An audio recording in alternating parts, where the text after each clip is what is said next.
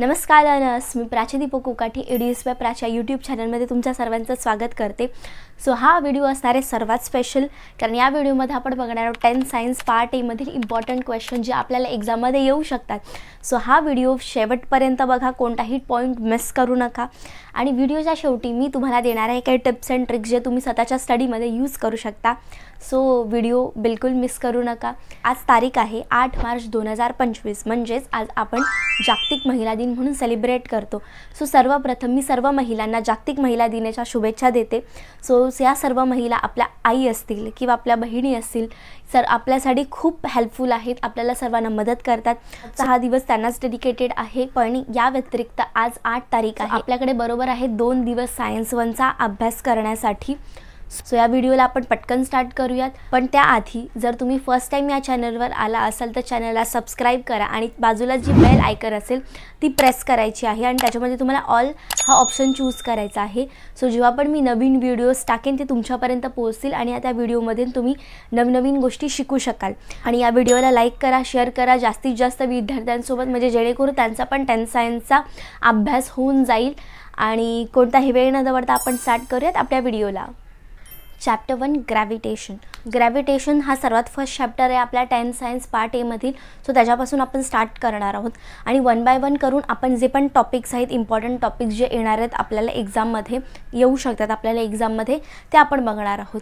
So सर्वात first topic आहे Kepler's law of planetary motion. So केप्लरचे जे 3 लॉज आहेत प्लॅनेटरी मोशनचे ते खूपच इम्पॉर्टंट आहेत। सो त्याचे जे स्टेटमेंट्स आहेत आणि त्याचे जे डायग्राम्स आहेत हे दोन्ही एक्झाममध्ये येऊ शकतात आपल्याला। सो ते तुम्हाला लर्न करायचे आहेत। आणि सेकंड आहे टॉपिक आपला Newton's universal law of gravitation.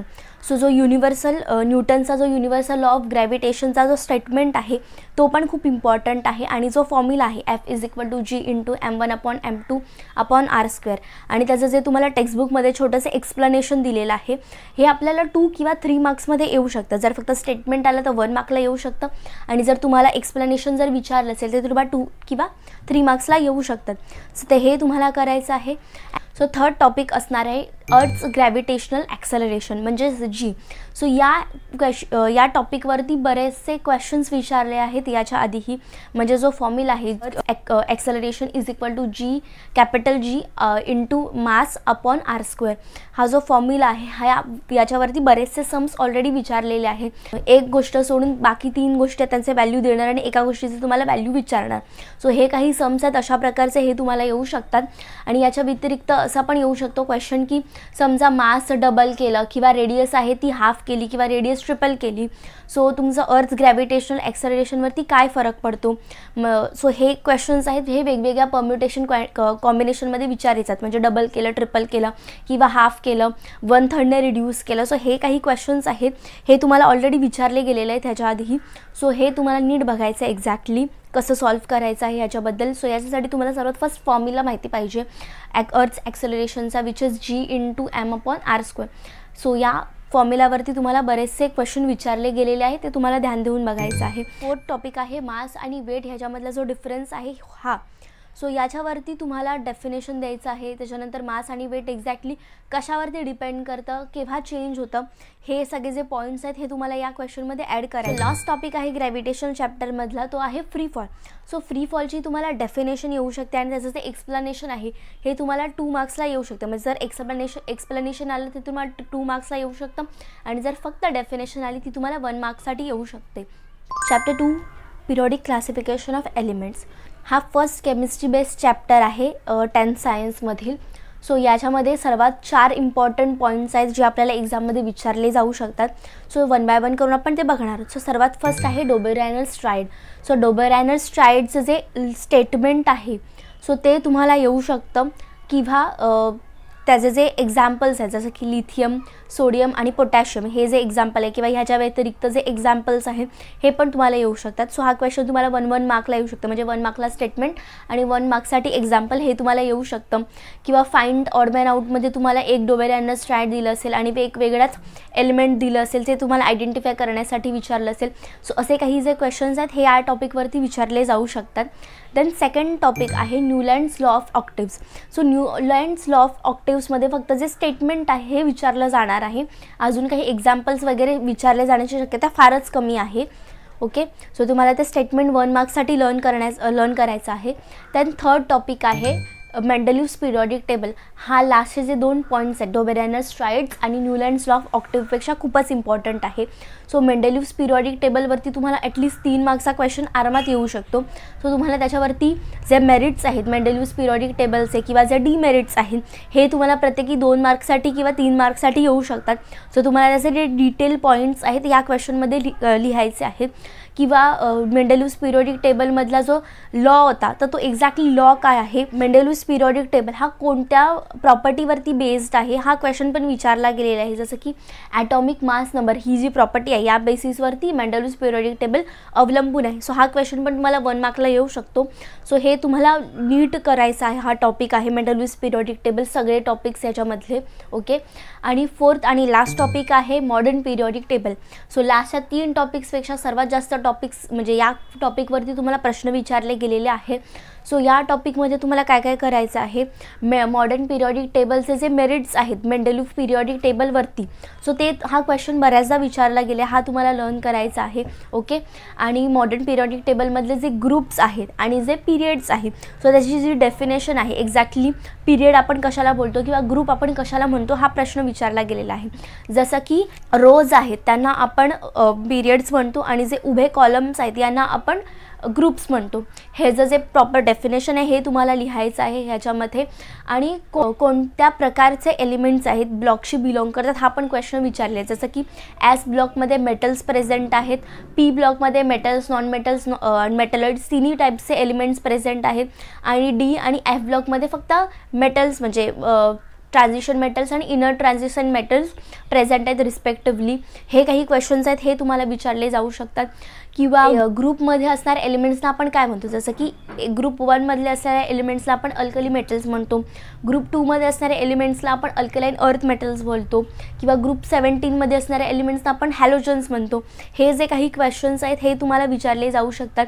आणि याच्या व्यतिरिक्त तुम्हाला हा पण प्रश्न विचारला जाऊ शकतो की इलेक्ट्रॉनिक कॉन्फिगरेशन तुम्हाला दिलं जाणार आणि त्याच्या बेसिसवरती तो एलिमेंट आहे तो कोणत्या ग्रुपचा, कोणत्या पिरियडचा आणि त्याचा जे ॲटॉमिक नंबर आहे हे तुम्हाला विचारलं जाऊ शकतो. सो ह्याच्यासाठी आपण एक्झाम्पल बघूयात. आपण समजा 281 हे तुम्हाला जर इलेक्ट्रॉनिक कॉन्फिगरेशन दिलं तर ह्याचा पिरियड कसा ओळखायचा, तर 3 नंबर्स आहेत म्हणजे 281 हे 3 नंबर्स आहेत. सो हा जो एलिमेंट आहे हा 3rd पिरियडशी बिलॉंग करणार आहे. ओके, आणि लास्ट शेलमध्ये म्हणजे के शेलमध्ये 2 इलेक्ट्रॉन्स आहेत, एल शेलमध्ये 8 इलेक्ट्रॉन्स आहेत, एम शेलमध्ये 1 इलेक्ट्रॉन आहे. सो लास्ट शेल आहे एम शेल. सो एम शेलमध्ये फक्त एकच इलेक्ट्रॉन प्रेझेंट आहे, त्याच्यामुळे हा एलिमेंट फर्स्ट ग्रुपशी बिलॉंग करणार.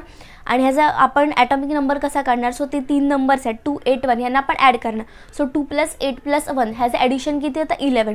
सो या नंबरचा ॲटॉमिक नंबर काय असणार 11.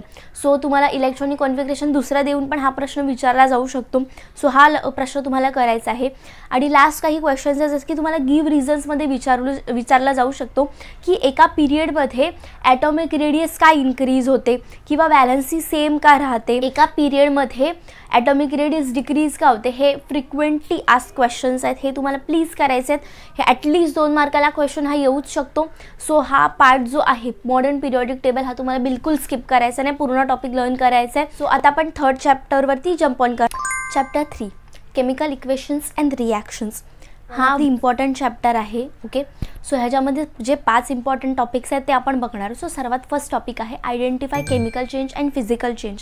तुम्हाला काही एक्झाम्पल्स दिलेल्या जाणार चेंजचे आणि त्याच्यामध्ये तुम्हाला कोणता फिजिकल चेंज आहे आणि कोणता केमिकल चेंज आहे हे आयडेंटिफाय करायचं आहे. हे तुम्हाला 1 किंवा 2 मार्क्ससाठी हा क्वेश्चन विचारला जाऊ शकतो. नेक्स्ट टॉपिक आहे तुम्हाला रिॲक्शन दिली जाणार आणि त्याच्यामध्ये रिॲक्शनमधले जे रिॲक्टंट्स आहेत आणि प्रोडक्ट्स आहेत याचा तुम्हाला मॉलिक्युलर फॉर्म्युला दिला जाणार आणि तुम्हाला त्यांचं नेम आहे, केमिकल नेम आहे हे तुम्हाला द्यायचं आहे. जसं की फॉर एक्झाम्पल CuSO4 हे लिहिलं असेल तर तुम्हाला त्याचं काय नाव लिहायचं आहे, कॉपर सल्फेट लिहायचं आहे. जर NaCl दिलं असेल तर तुम्हाला सोडियम क्लोराईड असं लिहायचं आहे. असंच तुम्हाला काही काही एक्झाम्पल्स दिले जाणार केमिकल्सचे.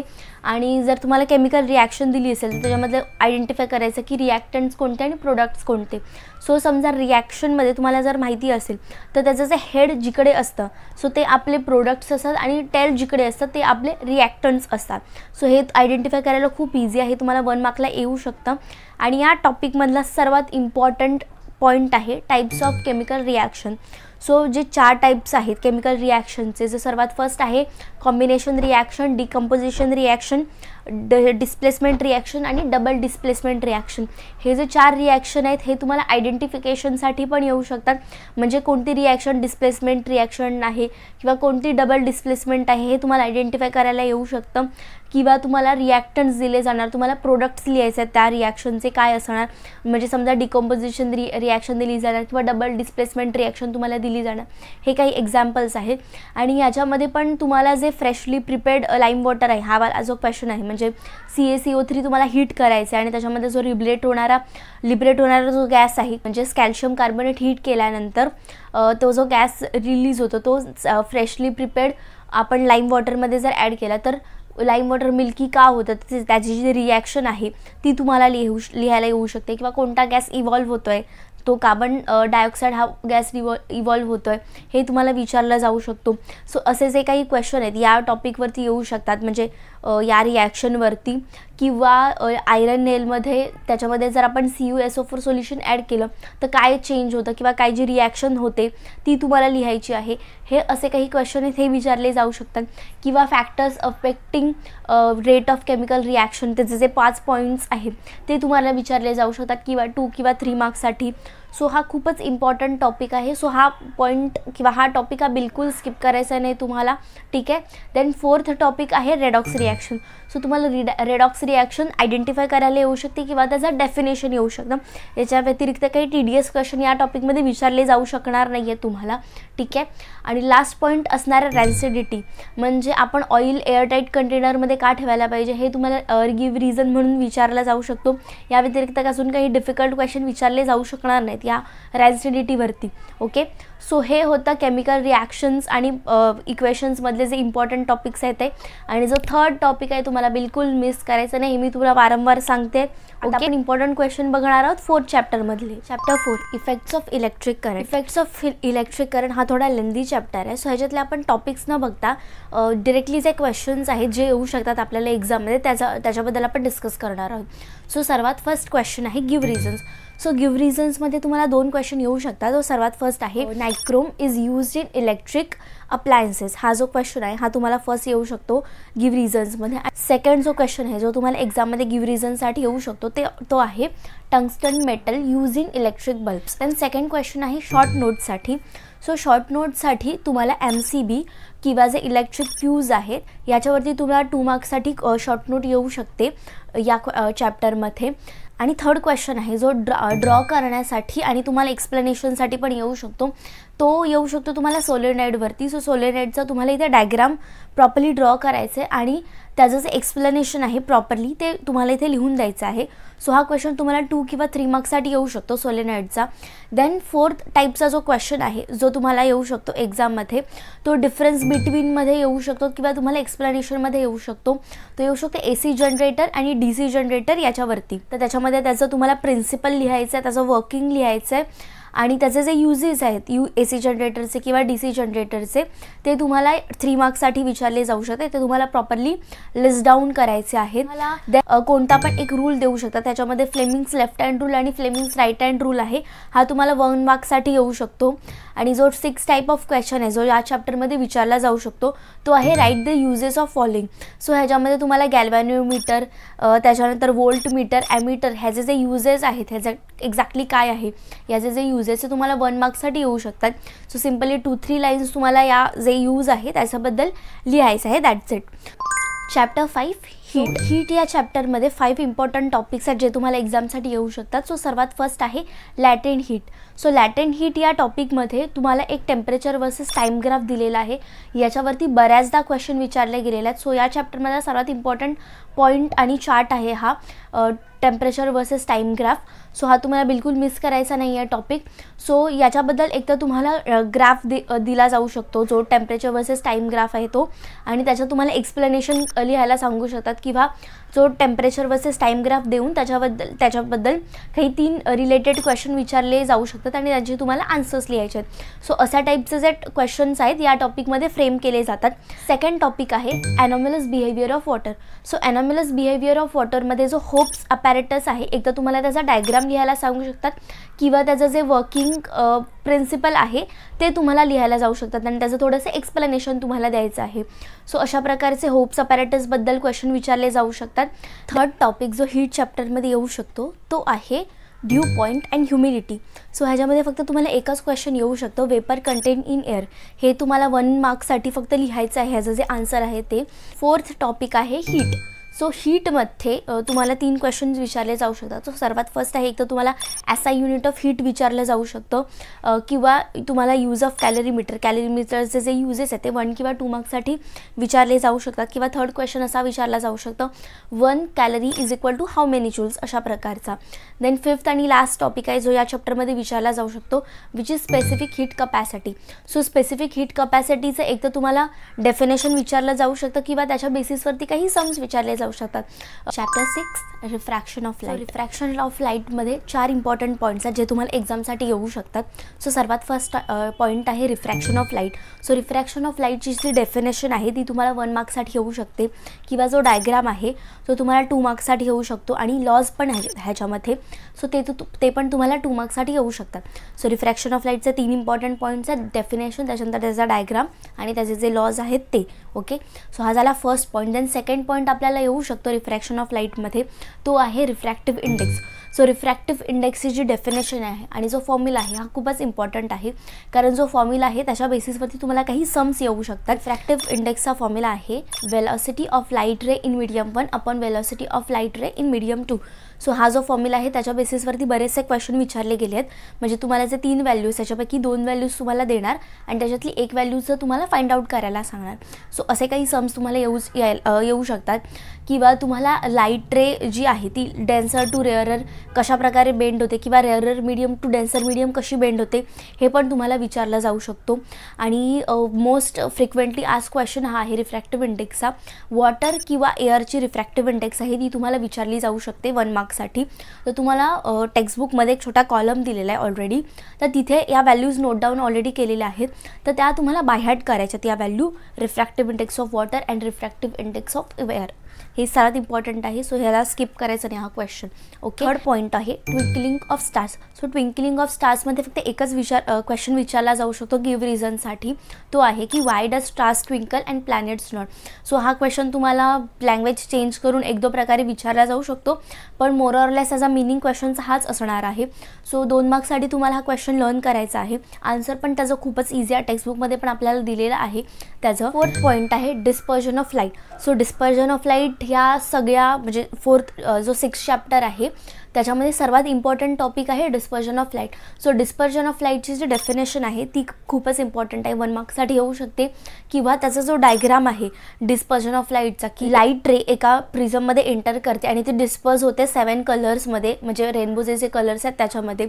सो हा डायग्राम खूपच इम्पॉर्टंट आहे. या डायग्रामच्या बेसिसवरती बरेचसे क्वेश्चन विचारले जाऊ शकतात की कोणत्या कलरची वेवलेंथ लिस्ट बेंड होते किंवा कोणत्या कलरची वेवलेंथ सर्वात जास्त बेंड होते. हे क्वेश्चन विचारले गेलेले आहेत, याआधीही टाइम्स विचारले गेले आहेत लास्ट 5 इयर्समध्ये. सो तुम्हाला हा क्वेश्चन बिलकुल स्किप करायचा नाही आहे. सो डायग्राम आणि हे जे क्वेश्चन आहेत हे तुम्हाला पूर्ण कंप्लीट करायचं आहे डिस्पर्जन ऑफ लाईटमध्ये. ओके, सो हे होते सगळे important question refraction of light या चॅप्टरमधले.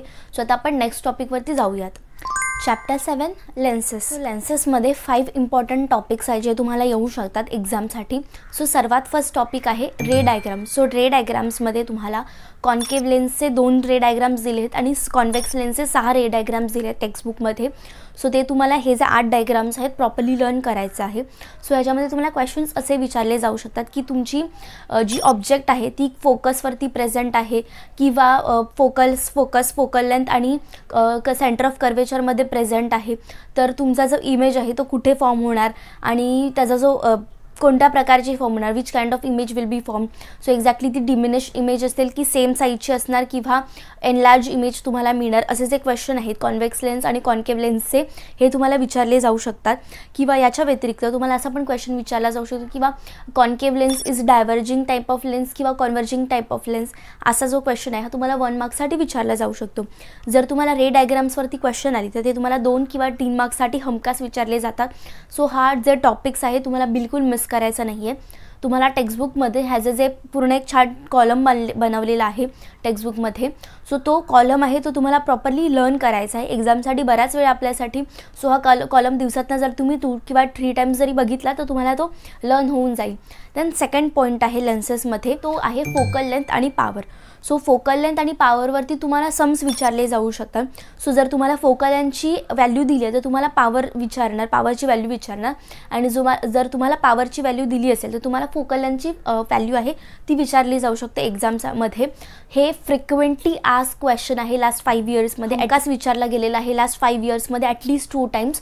सो तुम्हाला बिलकुल हा क्वेश्चन आणि जो फॉर्म्युला आहे याचा तो मिस करायचा नाही आहे. देन थर्ड पॉईंट आहे ह्युमन आय. सो ह्युमन आयमध्ये हा तुम्हाला 3 मार्क्ससाठी क्वेश्चन विचारला जाऊ शकतो की स्ट्रक्चर ऑफ ह्युमन आय, याच्याबद्दल तुम्हाला शॉर्ट नोट लिहायची आहे. किंवा तुम्हाला विचारला जाऊ शकतो की which type of lens is present in human eye, किंवा position of image formed in human eye, किंवा near point of human eye. हे जे क्वेश्चन आहे 3 क्वेश्चन हे तुम्हाला 3 मार्क्ससाठी विचारले जाऊ शकतात ह्युमन आयसाठी. सो हा पण एक इम्पॉर्टंट टॉपिक आहे याच्यासाठी या चॅप्टरमध्ये. देन फोर्थ पॉईंट आहे डिफेक्ट्स. सो तुम्हाला 2 इम्पॉर्टंट डिफेक्ट्स दिले आहेत, एक आहे मायोपिया आणि सेकंड आहे प्रेसबायोपिया. सो हे जे 2 डिफेक्ट्स आहेत, सो ह्या डिफेक्ट्समध्ये एक्झॅक्टली पोझिशन ऑफ इमेज कुठे फॉर्म होते किंवा त्याचं जे करेक्शन आहे ते करण्यासाठी कोणती लेन्स यूज करतो आणि ते नेम डिफेक्टचं हे पण एक इम्पॉर्टंट आहे ह्याच्यासाठी. तर तुम्हाला क्वेश्चन असे विचारले जाऊ शकतात की या व्यक्तीला जवळचं दिसत नाही आहे किंवा लांबचं दिसत नाही आहे, तर त्याला कोणता डिफेक्ट आहे, आय डिफेक्ट आहे, मायोपिया आहे की प्रेसबायोपिया आहे. या डिफेक्टमुळे जी इमेज फॉर्म होते ती एक्झॅक्टली कुठे फॉर्म होते आहे ह्युमन आयमध्ये हे तुम्हाला सांगायचं. किंवा करेक्शनसाठी कोणती लेन्स यूज होते हे तुम्हाला 3 मार्क्ससाठी क्वेश्चन विचारला जाऊ शकतो.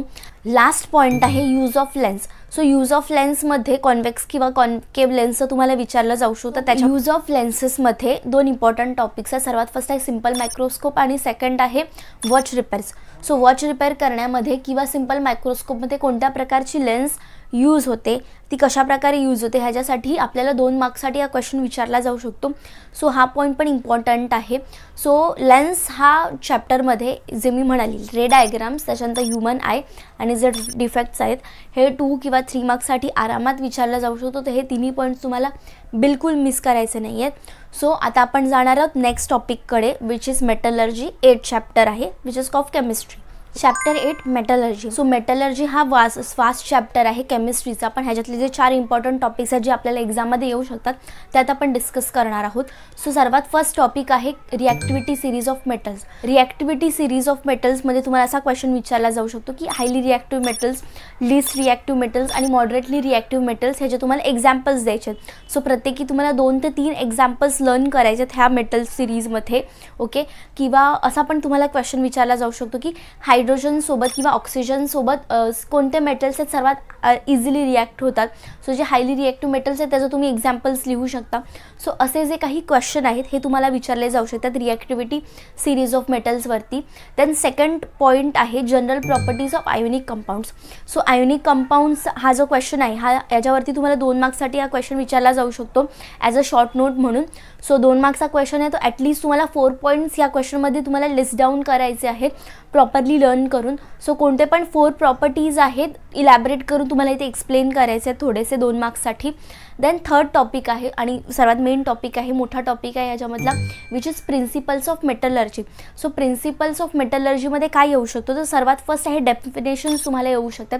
तर तुम्हाला कोणता डेफिनेशन येऊ शकतात तर सर्वात फर्स्ट डेफिनेशन मेटलर्जी स्वतः त्याची डेफिनेशन येऊ शकते किंवा गॅग पार्टिकल्स आहेत त्याची डेफिनेशन येऊ शकते. आणि थर्ड डेफिनेशन येऊ शकते ती आहे ओरची डेफिनेशन. डेफिनेशन. सो या 3 डेफिनेशन तुम्हाला 1 मार्क्ससाठी येऊ शकतात. देन सेकंड आहे जे सेपरेशन मेथड्स आहेत किंवा कॉन्सन्ट्रेशन ऑफ ओरसाठी ज्या वेगवेगळ्या मेथड्स तुम्हाला दिलेल्या आहेत. सो त्याच्यामधल्या त्या 3 मेथड्स आहेत. सो सर्वात फर्स्ट आहे विल्फ्रे टेबल मेथड, ती तुम्हाला येऊ शकते. सेकंड फ्रॉथ फ्लोटेशन मेथड, ती येऊ शकते. किंवा हायड्रॉलिक सेपरेशन मेथड ही तुम्हाला येऊ शकते. हे तुम्हाला 2 किंवा 1 मार्क्ससाठी विचारल्या जाऊ शकतात की एक्झॅक्टली काय या मेथडमध्ये होतं. प्रिन्सिपल्स ऑफ मेटलर्जीमध्ये लास्ट जे विचारलं जाऊ शकतो ते आहे ॲल्युमिनियमचं जे ओर आहे ते तुम्हाला विचारला जाऊ शकतो, name of that aluminium ore. किंवा त्याच्यामध्ये जे गँग पार्टिकल्स म्हणजे जे इम्प्युरिटीज, म्हणजे ॲल्युमिनियमचे जे इम्प्युरिटीज प्रेझेंट आहे तर ते कोणत्या इम्प्युरिटीज प्रेझेंट आहेत त्या तुम्हाला विचारल्या जाऊ शकतात 1 मार्क्ससाठी. सो ते हे या टॉपिकमध्ये हे पॉईंट्स तुम्हाला कव्हरअप करायचे आहेत, कारण हा खूप मोठा टॉपिक आहे प्रिन्सिपल्स ऑफ मेटलर्जी. सो हे जे पॉईंट्स मी तुम्हाला लिस्ट डाऊन केले आहेत हे जर तुम्ही ॲटलिस्ट केले तरी भरपूर होऊन जाईल. देन 4th पॉईंट आहे या टॉपिकमधला विच इज करोजन. सो करोजनमध्ये पण तुम्हाला काय करायचं आहे, त्याची सर्वात फर्स्ट डेफिनेशन करायची आहे. त्याच्यानंतर रस्टचा जो केमिकल फॉर्म्युला किंवा शॉर्ट नोट आहे ती 2 मार्क्ससाठी येऊ शकते. जर केमिकल फॉर्म्युलाला तर 1 मार्क्ससाठी येऊ शकते किंवा शॉर्ट नोट आली तर 2 मार्क्ससाठी येऊ शकते तुम्हाला रस्टची. आणि किंवा असा पण क्वेश्चन तुम्हाला विचारला जाऊ शकतो की आपण जे सिल्वर ऑर्नामेंट्स आहेत त्यांना क्लीन करण्यासाठी आपण टॅम्बरिंड किंवा लेमन ज्यूसचा यूज का करतो, ते तुम्हाला येऊ शकतो. Give reason 2 मार्क्ससाठी. आणि जे लास्ट म्हणजे करोजनमध्ये जो सेकंड पॉईंट आहे जो येऊ शकतो which is prevention techniques. So तुम्हाला टेक्स्टबुकमध्ये 5 प्रिव्हेन्शन टेक्निक्स दिलेले आहेत. सो सर्व इम्पॉर्टंट टेक्निक्स आहे. सो गॅल्वनायझेशन, टिनिंग, ॲनोडायझिंग, इलेक्ट्रोप्लेटिंग आणि ॲलोईंग ह्या ज्या 5 टेक्निक्स आहेत ह्या तुम्हाला लर्न करायच्या. बिलकुल याच्यातली एकही टेक्निक मिस करायची नाही आहे. तुम्हाला हे फाइंड ऑड मॅन आउट किंवा राईट शॉर्ट नोट याच्यासाठी ह्या टेक्निक्स विचारल्या जाऊ शकतात किंवा डिफरन्स बिटवीनमध्ये पण विचारलं जाऊ शकतं या टेक्निक्स. सो या 5 टेक्निक्स तुम्हाला ध्यान देऊन बघायचं आहे, लर्न करायचे आहेत. सो हे होते इम्पॉर्टंट क्वेश्चन मेटलर्जी चॅप्टरबद्दल. थोडा मोठा चॅप्टर आहे पण ह्याच्यातले जे इम्पॉर्टंट चॅप्टर्स आहेत, इम्पॉर्टंट पॉईंट्स आहेत जे मी तुम्हाला सांगितले ते जरी लर्न केलेत तरी भरपूर होऊन जाईल. ओके, सो आता नेक्स्ट टॉपिकवरती जाऊयात आपण. Chapter 9 carbon compound. So carbon कंपाऊंड्समध्ये 4 इम्पॉर्टंट पॉईंट्स आहेत जे तुम्हाला एक्झाममध्ये येऊ शकतात. सो सर्वात फर्स्ट पॉईंट आहे हायड्रोकार्बन्स. सो हायड्रोकार्बन्समध्ये क्वेश्चन आहे, तुम्हाला चार्ट फॉर्ममध्ये येऊ शकतो किंवा क्वेश्चन फॉर्ममध्ये येऊ शकतो की हायड्रोकार्बन्सचे तुम्हाला टाईप्स लिहायचे आहेत, त्याचा मॉलिक्युलर फॉर्म्युला लिहायचं आहे आणि एक्झाम्पल लिहायचं आहे. सो हे कसं क्वेश्चन येऊ शकतात हे पण आपण बघूया. म्हणजे फॉर एक्झाम्पल तुम्हाला विचारला जाऊ शकतो की which are the 2 types of hydrocarbons. तर तुम्ही काय लिहिणार, सॅच्युरेटेड आणि अनसॅच्युरेटेड. आणि त्याचे फर्दर जे टाईप्स आहेत जसं की सॅच्युरेटेड कंपाऊंड्सना आपण अल्केन्स म्हणतो आणि अनसॅच्युरेटेड कंपाऊंड्स आहेत त्यांना आपण अल्किन म्हणतो किंवा अल्काइन्स म्हणतो. तर तुम्हाला अल्किन, अल्काइन आणि अल्केनचे एक्झाम्पल द्यायचं आहे. जसं की अल्केनमध्ये तुम्ही मिथेन, इथेन असं लिहू शकता किंवा अल्किनमध्ये तुम्ही इथिन किंवा ब्युटीन असं काही एक्झाम्पल देऊ शकता. किंवा जर तुम्हाला अल्काइनचं एक्झाम्पल दिलं तुम्ही इथाईन किंवा ब्युटाईन असं एक्झाम्पल्स देऊ शकतात. सो हे असा क्वेश्चन फॉर्मॅटमध्ये तुम्हाला विचारला जाऊ शकतो हायड्रोकार्बनचा क्वेश्चन. देन सेकंड आहे होमोलोगस सिरीज. सो होमोलोगस सिरीजमध्ये तुम्हाला असा क्वेश्चन विचारला जाऊ शकतो की write the 4 examples of homologous series of alkyne किंवा अल्कोहॉल्स हे तुम्हाला विचारलं जाऊ शकतं. तुम्हाला 4 एक्झाम्पल्स लिहायचे आहेत. तसंच जर अल्केनचं असेल तर तुम्ही मिथेन, इथेन, ब्युटेन, पेंटेन असं काही लिहू शकता. तसंच अल्कोहोलचं विचारलं तर ब्युटेनॉल, पेंटेनॉल, इथेनॉल, मिथेनॉल हे तुम्ही लिहू शकता. थर्ड टॉपिक जो तुम्हाला कार्बन कंपाऊंड्समध्ये येऊ शकतो विच इज IUPAC नॉमेनक्लेचर आणि सर्वात इम्पॉर्टंट टॉपिक आहे. ॲटलीस्ट 2 मार्क्ससाठी क्वेश्चन ह्या टॉपिकमधनं विचारले गेलेले आहे. सर तुम्हाला काय दिलं जाणार की एक तुम्हाला चार्ट दिलं जाणार, त्याच्यामध्ये स्ट्रक्चरल फॉर्म्युला, त्याच्यानंतर त्याचं जे कॉमन नेम आहे, IUPAC नेम आहे हे तुम्हाला दिलं जाणार. सो या तिघांपैकी एक गोष्ट तुम्हाला दिली जाणार, 2 गोष्टी तुम्हाला लिहायचे. जर तुम्हाला ॲसिटिक ॲसिडचा स्ट्रक्चरल फॉर्म्युला दिला आणि तुम्हाला त्याचं कॉमन नेम आणि IUPAC नेम लिहायचं आहे. सो ॲसिटिक ॲसिडचं कॉमन नेम, ॲसिटिक ॲसिड हे त्याचं कॉमन नेम आहे आणि IUPAC नेममध्ये काय येणार त्याचं इथेनोइक ॲसिड. असं करून तुम्हाला लिहायचं आहे हे जे सॉल्व्ह करायचं आहे हा क्वेश्चन. सो याच्यामध्ये तुम्हाला काही फ्रिक्वेंटली आस्क्ड कंपाऊंड्स आहे ते तुम्हाला मी सांगते. मिथेन, इथेन, प्रोपेन, त्याच्यानंतर इथिन किंवा किंवा इथाईन, ॲसेटिक ॲसिड आहे किंवा प्रोपेन ॲसिटोन आहे. हे काही जे एक्झाम्पल्स आहेत हे फ्रिक्वेंटली आस्क क्वेश्चन आहे. आणि तुम्हाला बऱ्याचदा असा पण क्वेश्चन विचारला जाऊ शकतो, तुम्हाला स्ट्रक्चरल फॉर्म्युला दिला आणि त्याचं तुम्हाला इलेक्ट्रॉन डॉट स्ट्रक्चर ड्रॉ करायचं आहे किंवा लाईन स्ट्रक्चर ड्रॉ करायचं आहे. पण जनरली इलेक्ट्रॉन डॉट स्ट्रक्चरच ड्रॉ करायला सांगतात तुम्हाला. सो त्याची तुम्हाला थोडी प्रॅक्टिस करावी लागेल ह्याच्यामध्ये. कार्बन कंपाऊंड्समध्ये लास्ट टॉपिक आहे जो तुम्हाला विचारला जाऊ शकतो, तो आहे combustion reaction. So combustion reaction तुम्हाला जास्तीत जास्त 1 मार्कासाठी येऊ शकते. तुम्हाला रिॲक्टंट्स दिले जाणार आणि तुम्हाला ती रिॲक्शन कंप्लीट करायची, म्हणजे तुम्हाला त्याचे प्रोडक्ट्स लिहायचे आहेत. That's it. कार्बन कंपाऊंड्सबद्दल अजून काही विचारले जाण्याची शक्यता फारच कमी आहे. ओके, देन आपण नेक्स्ट टॉपिकवरती जाणार आहोत, which is the last topic, space missions. Chapter 10 space missions. हा लास्ट चॅप्टर आहे 10th सायन्समधील. ओके, सो याच्यामध्ये 4 इम्पॉर्टंट पॉईंट्स आहेत जे तुम्हाला येऊ शकतात एक्झाममध्ये. सो सर्वात फर्स्ट आहे आर्टिफिशियल सॅटेलाईट. सो आर्टिफिशियल सॅटेलाईट्समध्ये तुम्हाला टाईप्स येऊ शकतात आणि फंक्शन्स येऊ शकतात आर्टिफिशियल सॅटेलाईटचे. तुम्हाला टेक्स्टबुकमध्ये एक छोटा चार्ट दिलेला आहे टाईप्स ऑफ आर्टिफिशियल सॅटेलाईट्स आणि त्यांच्या फंक्शनचा. सो हा चार्ट तुम्हाला थोडा लर्न करावा लागेल. ह्याच्यामधले कोणतेही 2 किंवा 3 आर्टिफिशियल सॅटेलाईट्स त्याचे तुम्हाला फंक्शन्स लिहायला येऊ शकतात. ओके, देन सेकंड पॉईंट आहे आणि थर्ड पॉईंट आहे जो तुम्हाला येऊ शकतो, विच इज क्रिटिकल वेलॉसिटी आणि एस्केप वेलॉसिटीवरती तुम्हाला सम्स येऊ शकतात. सो क्रिटिकल वेलॉसिटी आणि एस्केप वेलॉसिटी जो तुम्हाला सर्वात फर्स्ट म्हणजे त्या फॉर्म्युला माहिती पाहिजे. त्या फॉर्म्युलाच्या बेसिसवरती तुम्हाला थोडी प्रॅक्टिस करावी लागेल सम्सची. लास्ट पॉईंट आहे satellite launch vehicle. So satellite launch व्हेकलचं तर तुम्हाला सर्वात फर्स्ट डेफिनेशन येऊ शकतं. त्याच्यानंतर त्याचे काही फंक्शनॅलिटी आहेत सॅटेलाईट लॉन्च व्हेकलचं, ते तुम्हाला येऊ शकतात. सॅटेलाईट लॉन्च व्हेकल याच्यामधला लास्ट पॉईंट आहे Indian satellite launch vehicle. So याच्याबद्दल तुम्हाला 2 मार्क्ससाठी शॉर्ट नोट येऊ शकते. तुम्हाला त्या इंडियन सॅटेलाईट लॉन्च व्हेकलचं नाव लिहायचं आहे आणि त्याच्याबद्दल तुम्हाला एक्सप्लेनेशन द्यायचं आहे 2 मार्क्ससाठी. ओके, सो हे जे 4 पॉईंट्स आहेत याच्या व्यतिरिक्त तुम्हाला 1 मार्क्ससाठी काही म्हणजे फिल इन द ब्लँक्स किंवा नेम द फॉलोइंगसाठी हे काही क्वेश्चन येऊ शकतात 1 मार्क्ससाठी.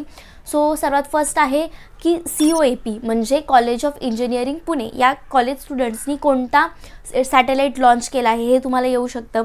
किंवा क्लोजेस्ट ॲस्ट्रॉनॉमिकल ऑब्जेक्ट नियर अर्थ हे तुम्हाला विचारलं जाऊ शकतं, विच इज मून. देन असा क्वेश्चन विचारला जाऊ शकतो की what is a height of medium above the earth surface. असा काही क्वेश्चन तुम्हाला विचारला जाऊ शकतो. किंवा first artificial satellite launch by Soviet union. So हे काही क्वेश्चन आहेत, हे 1 मार्क्ससाठी ऑलरेडी विचारले गेलेले आहेत. सो ते तुम्ही थोडं ध्यान देऊन करा, हे क्वेश्चन्स आहेत ते. आता वेळ आहे या व्हिडिओच्या लास्ट पार्टची, which is tips and tricks. हे तुम्ही एक्झामच्या स्टडी करण्यासाठी पण यूज करू शकता. सो सर्वात फर्स्ट ट्रिक आहे, तुम्ही जे इम्पॉर्टंट टॉपिक्स आहेत ज्याचे वेटेज आहे ऑलमोस्ट 7 मार्क्स विथ ऑप्शन्स, त्यांच्यापासून स्टार्ट करू शकता. सो आपल्याकडे 3 टॉपिक्स आहेत ज्यांचं वेटेज 7 मार्क्स आहे विथ ऑप्शन्स. सो सर्वात फर्स्ट आहे effects of electric current, second आहे रिफ्रॅक्शन ऑफ लाईट आणि थर्ड आहे कार्बन कंपाऊंड. सो हे जे 3 टॉपिक्स आहेत ह्याच्यापासून तुम्ही स्टार्ट करू शकता आणि रेस्टमधून तुमचे 6 मार्क्सचा वेटेज आहे त्यानंतर 5 मार्क्सचं वेटेज आहे त्याच्यापासून. असं तुम्ही ऑर्डर फॉलो करू शकता.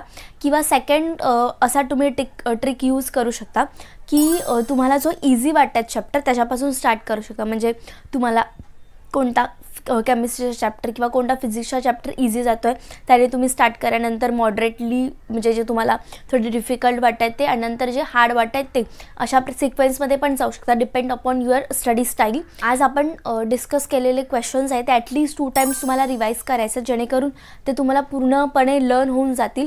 आणि असं नको व्हायला की तुम्ही आता तुम्हाला लक्षात राहत आहेत आणि एक्झाम टेबलवरती जाऊन तुम्ही ते क्वेश्चन्स विचारतात विसरून जात आहेत, असं नको व्हायला.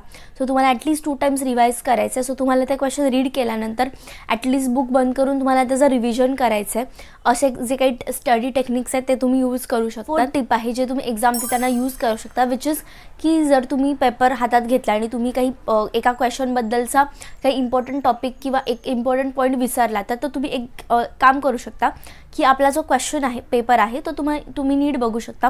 कारण एका टॉपिकवरती फक्त एकच क्वेश्चन आपल्याला पेपरमध्ये नसतो तर ते डिफरंट क्वेश्चन पण असतात. सो कधी एका क्वेश्चनची सेकंड क्वेश्चनची लिंक लागते, म्हणजे तुम्हाला आन्सर आठवण्यामध्ये यूजफुल राहू शकतो. सो हे तुम्ही टेक्निक यूज करू शकता वाईल रायटिंग दी पेपर. आणि मी असं सांगेन की जेवढा पण अभ्यास केला तो प्रॉपरली रिवाईज करा, टेन्शन फ्री राहा, खूप बर्डन घेऊ नका सायन्स 1च्या पेपरचं. कारण जर तुम्ही जास्त बर्डन घेतलं तर त्याचा जो इफेक्ट आहे तो तुमच्या सेकंड पेपरवरती पण पडू शकतो. त्याच्यामुळे स्ट्रेस फ्री होऊन तुम्हाला पेपर लिहायचा आहे आणि जेवढं येत आहे ते लिहा. समजा तुम्ही फॉर एक्झाम्पल तुम्हाला एक क्वेश्चन आहे त्याचा फक्त 1 किंवा 2च पॉईंट आठवत आहेत, लास्ट 2 पॉईंट्स आहेत ते तुम्हाला आठवत नाहीत. सो जेवढं आठवतं तेवढं लिहा. असं नको व्हायला की जे तुम्हाला आठवत होतं ते प्रॉपर होतं किंवा ते बरोबर होतं तर तुमचा तो मार्क मिस होऊन जाईल. कारण 10चा बोर्ड आहे आणि एक मार्क आपल्याला खूप इम्पॉर्टंट आहे. त्याच्यामुळे जेवढे क्वेश्चन्स आन्सर्स तुम्हाला आठवत आहेत, क्वेश्चनचे आन्सर्स ते तुम्हाला लिहायचे आहे, बिलकुल मिस करायचे नाहीत. Okay, that's all for this video. आणि जाताना एवढंच म्हणेन, बेस्ट ऑफ लक, प्रॉपरली अभ्यास करा. ओके, आणि कीप स्टडिंग, कीप लर्निंग. जर तुम्हाला ग्रॅव्हिटेशन चॅप्टरबद्दल शिकायचं असेल तर तुम्ही या लिंकवरती क्लिक करू शकता. आणि जर तुम्हाला कार्बन कंपाऊंड्स या चॅप्टरबद्दल शिकायचं असेल तर या लिंकवरती क्लिक करा. थँक्यू.